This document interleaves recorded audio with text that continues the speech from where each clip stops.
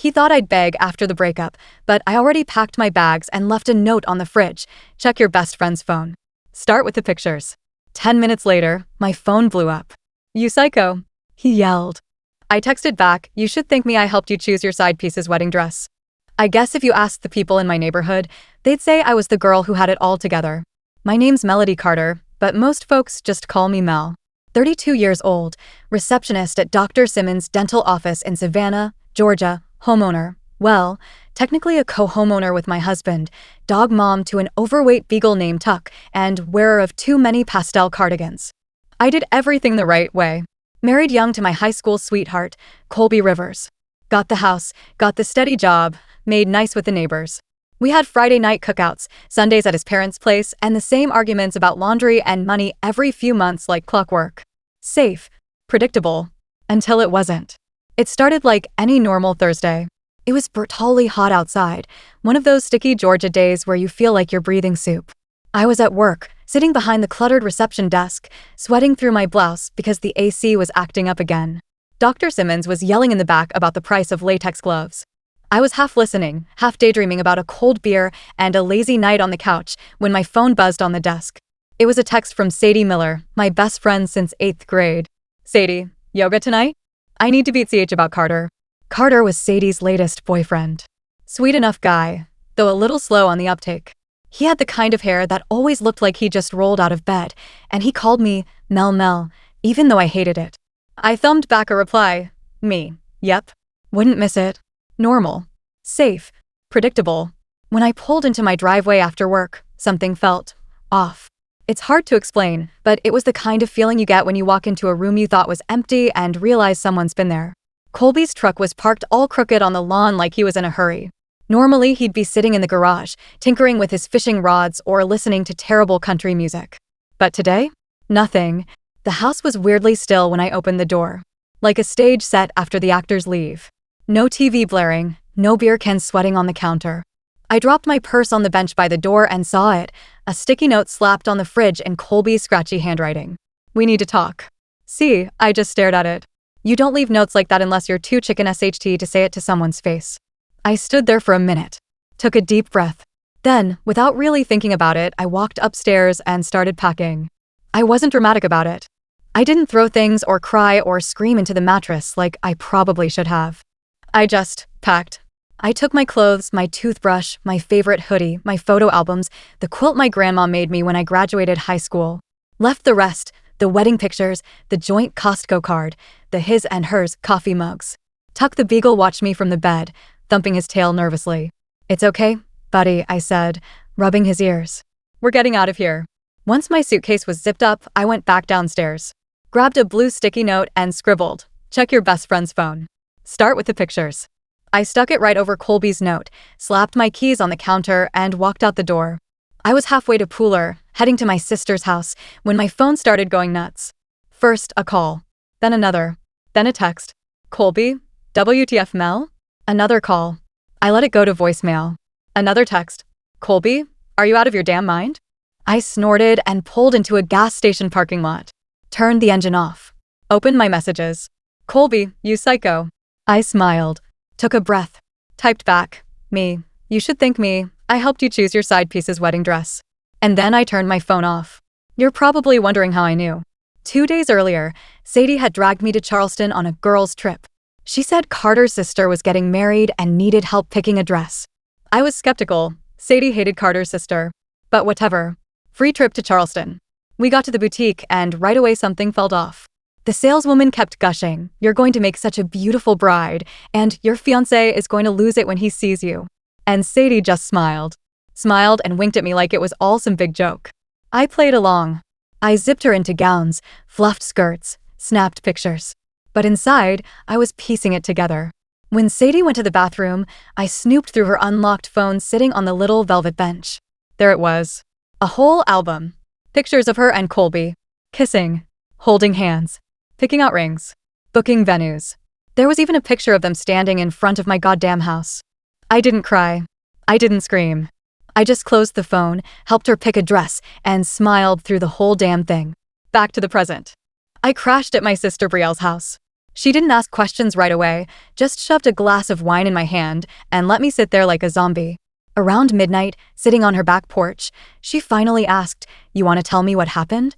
I told her. The whole thing. When I got to the part about Sadie and Colby picking out a wedding dress, Brielle let out a low whistle. "That's next-level betrayal," she said. "You want me to key his truck?" I laughed for the first time all day. Tempting. But no. I'm done. And I meant it. The next morning, Colby showed up. He banged on the door like he was trying to break it down. Brielle opened it a crack, arms crossed over her chest. "What do you want?" she snapped. "I need to talk to Mel." "She doesn't want to talk to you, jackass." "I'm not leaving." I sighed, shoved past Brielle, and stepped onto the porch.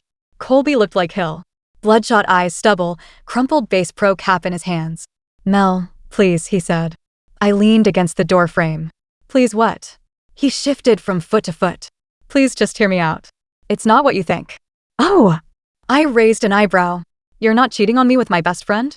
He flushed deep red. "It just happened." I laughed. Loud and ugly. "Sure. Just like tripping and falling into her bed." "She understands me," he blurted. "You're always working, always busy. You don't even look at me anymore. So it's my fault you couldn't keep it in your pants?" "That's not what I'm saying." "No," I snapped. "That's exactly what you're saying."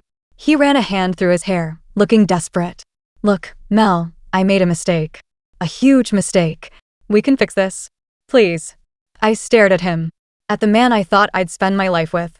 And all I felt was tired. "You didn't make a mistake, Colby. You made a choice." I turned around and went back inside. He just stood there on the porch after I slammed the door shut, banging on it a few more times like some pathetic ex-boyfriend in a bad movie. Brielle peeked out the blinds, snorting. "You want me to call the cops?" I shook my head, flopping onto her couch like a deflated balloon. "Nah, let him stew." Tuck jumped up beside me, panting happily like we hadn't just set my entire life on fire. Dogs really get it, you know? No judgment. No drama. Just vibes. After about 10 minutes, the banging stopped. I heard his truck start up, tires screeching as he tore out of the driveway like an overgrown toddler. Brielle handed me another glass of wine without a word. God bless sisters. The next few days were weird. Word spread fast around Savannah. Sadie, in all her shameless glory, posted a photo on Facebook 3 days later. Her and Colby at a rooftop bar. Her sitting on his lap, wearing what looked suspiciously like the engagement ring Colby had once told me he couldn't afford. Caption, "When you know, Reheart # blessed # found my person, my ass." My phone lit up nonstop. People I hadn't talked to in years sending messages like, "OMG girl, I just saw. If you need anything, I'm here. Holy sh*T, are you okay?" I ignored most of them. The few I responded to, like Lacey from work and Brandon, an old family friend, all said the same thing. We always thought something was off with Sadie. Funny how people get brave after the fact. By Monday morning, I was sitting across from a divorce lawyer in downtown Savannah. Judy Lambert, sharp red suit, hair in a bun so tight it looked painful, gold wedding band that looked like it could buy a small island. She didn't waste time. "You have proof of the infidelity?" she asked, tapping her pen against a thick notepad. I pulled out my phone, sliding it across the table to show her Sadie's Facebook post, along with the boutique photos I'd secretly emailed myself from Sadie's phone. Judy barely glanced at them before nodding briskly. "Good. This'll be a clean break. We'll hit him hard." Hearing her say it, clean break, made something loosen in my chest. "What about the house?" I asked. "You want it?" I thought about that little blue-shuttered house, the creaky floorboard in the hallway, the hydrangeas I'd planted with my own 2 hands. Then I thought about Colby and Sadie banging on my couch. "No," I said. "He can rot in it." Judy smiled slightly. Smart girl. Meanwhile, Sadie was blowing up my phone. Texts. Voicemails. Even a goddamn letter she left taped to Brielle's front door. "Mel, please. You're being so dramatic. It's not what you think. You don't understand how hard this was for us. You pushed him away." The sheer audacity. Brielle wanted to drive to Sadie's apartment and egg her car. I almost let her. Instead, I blocked Sadie's number and tossed her letter in the trash. No response is a response. One afternoon about a week later, I ran into Mrs. Perry, our old neighbor at Publix. She gave me a sad little smile over the cantaloupes. "Hi, sweetie. How are you holding up?" I hated that question. "I'm good, Mrs. Perry," I lied. She patted my arm, leaning in like she was sharing state secrets. I always knew that girl was fast. I blinked. "Fast? Mrs. Perry nodded sagely. Loose morals. You could tell by her shorts. I bit the inside of my cheek to keep from laughing. Bless her heart. Meanwhile, Colby tried everything to get me back. Drunk texts at 2 in the morning. Half-assed apologies. Long, rambling voicemails about our memories and how Sadie doesn't get him like I do. It was pathetic. One night, I finally picked up. He was already crying when I answered. Full-blown sniffling. Mel, please. I don't even love her. I stayed silent. She's crazy, he hiccuped. She wants to have kids right away. She's trying to redecorate the house. She made me get a cat, Mel. A cat. I almost laughed. Colby hated cats. She's not you, he said. That's the point, I said softly and hung up. Divorce papers were served the next morning. Brielle and I celebrated with bottomless mimosas at Collins Quarter downtown. Halfway through my second glass, she leaned across the table, grinning wickedly. You ever think about revenge? I shrugged. Sometimes. You want me to post those pictures of Sadie from senior year? The ones where she puked in the Waffle House parking lot wearing a tiara. I laughed so hard mimosa came out of my nose. No, I said, wiping my mouth. That's kid stuff. I want to move on. That's the best revenge. Brielle nodded approvingly. Classy. I like it. But still. A few days later, just for fun, I sent Sadie a bouquet of white lilies, funeral flowers, with a note. Congratulations on the corpse of your friendship. Mel, petty? Maybe. Satisfying? Extremely. About a week after sending Sadie the funeral flowers, I figured the worst of it was behind me. I had a new routine now. Wake up, take Tuck for a walk around Brielle's neighborhood, job hunt, eat cereal out of the box while binge-watching old episodes of Chopped. I wasn't thriving yet, but I wasn't drowning either.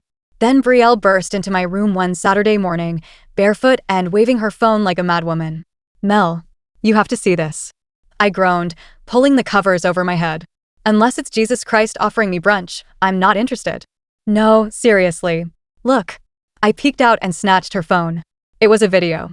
A shaky, low-quality video posted on Facebook by some mutual acquaintance from high school. Sadie and Colby's engagement party. Except it wasn't exactly the fairy tale I'm sure Sadie had planned. The video showed Sadie in a tight white dress, standing next to Colby on a makeshift stage in someone's backyard. There were tiki torches and a sad little banner that read, "Congrats, Sadie and Colby."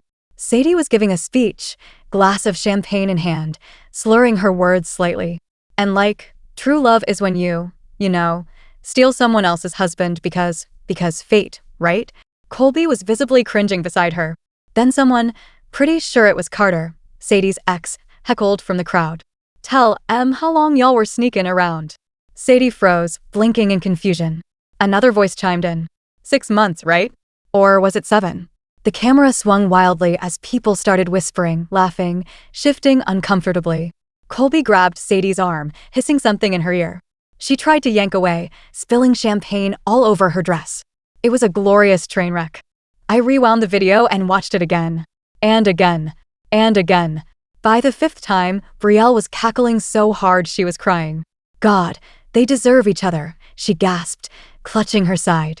I nodded, feeling lighter than I had in weeks. Later that afternoon, I was sitting on the back porch with Tuck, scrolling mindlessly through my phone when I got a message request on Instagram. From Carter. At first, I thought it was a joke. But no, there was his profile, clear as day. Shirtless fishing pics, gym selfies, and all. His message was short. Hey. I think we got screwed over by the same 2 people. I stared at it for a long moment. Tuck huffed and flopped onto my feet like he was telling me to get over it already. Finally, I replied, looks like it. Less than a minute later, he responded. Wanna grab a drink and swap war stories? I snorted. Maybe it was reckless. Maybe it was petty. But damn if it didn't sound tempting. We met that evening at a dive bar called the Rail Pub, a tiny place downtown with sticky floors and the best fried chicken biscuits you'll ever taste. Carter was already there when I arrived, sitting at the bar nursing a beer. He stood up when he saw me, looking awkward as hell. Mel, he said, rubbing the back of his neck. Hey, Carter. We sat down. Ordered drinks. For a while, we just talked about stupid stuff, work, dogs, reality TV. Then, inevitably, it circled back to Sadie and Colby. She told me you were crazy, Carter said, swirling his beer. Said you were obsessed with Colby. Controlling. Toxic. I blinked. Wow, that's rich. Yeah, he snorted. Meanwhile, she was blowing up my phone, crying because he wouldn't leave you fast enough. I shook my head. I can't believe I was so blind. Carter leaned back on his stool, studying me. You're not blind. You're trusting. There's a difference. I laughed bitterly. Yeah, well, never again. He raised his glass. Cheers to that. We clinked glasses. It was the most honest conversation I'd had in months. The next day, my lawyer called. Melody, Judy said briskly, good news. Colby's lawyer agreed to a no-contest divorce. You'll be officially single by the end of the month. I didn't know whether to laugh or cry. Instead, I hung up the phone and lay back on Brielle's couch, staring at the ceiling. Free. It didn't feel real yet. Meanwhile, Colby wasn't doing so hot. According to Brielle's extensive network of neighborhood spies, aka Mrs. Perry and her bridge club, he'd already been kicked out of the house once for fighting with Sadie. Apparently Sadie was furious that Colby wouldn't propose fast enough after my divorce papers were filed. She wants a Pinterest wedding and a baby bump for the honeymoon, Brielle said one night, scrolling through Sadie's Instagram. Girls on a damn mission. I just shook my head. Let them destroy each other. I had bigger things to focus on, like finding a new place to live, a new job, and maybe even a new version of myself. About a week later, Carter invited me to a bonfire at Tybee Island. I almost said no. Almost. But Brielle shoved me out the door with a wink. Go. Be young and reckless for once. I drove out there, windows down, breathing in the salty air. The bonfire was already roaring when I got there. Carter was standing off to the side, red Solo cup in hand, talking to a group of people I didn't recognize. He broke into a smile when he saw me. Mel, you made it. For the first time in months, I didn't feel like an outsider in my own life. We stayed up late, talking and laughing and eating burnt marshmallows.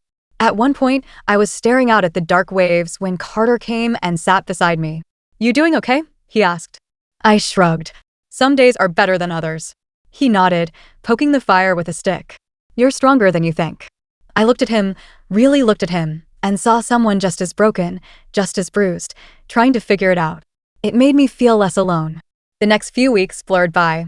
I found a small apartment in Midtown Savannah, nothing fancy, just a one-bedroom with squeaky floors and a view of the parking lot. But it was mine.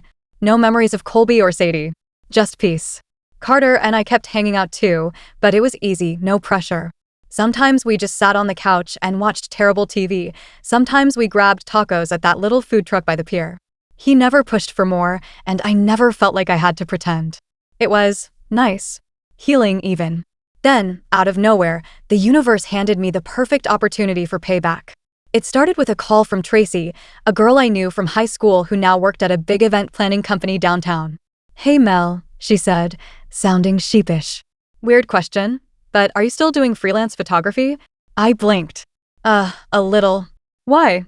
She hesitated. We're short-staffed for a wedding next weekend. Real short notice. Thought of you. I almost said no, I was tired, busy, and honestly didn't want to deal with bridezillas. Then she said the venue. Savannah Botanical Gardens. And the bride's name. Sadie Miller. I nearly dropped my phone. The wicked little voice in the back of my head started whispering immediately. This is fate. Brielle about fell off the couch when I told her. You have to do it, she shrieked, clutching a throw pillow like it was a life raft. You have to.